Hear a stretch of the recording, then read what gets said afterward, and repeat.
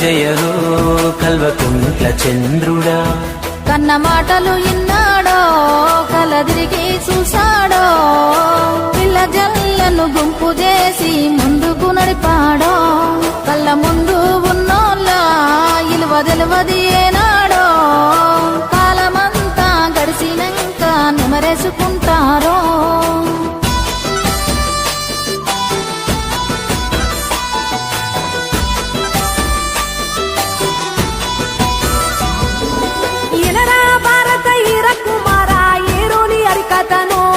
మన కల్వకుంట్ల కథను కనరా భారత ఈర కుమార నేలగన్న కలను చంద్రశేఖరన్న కథను.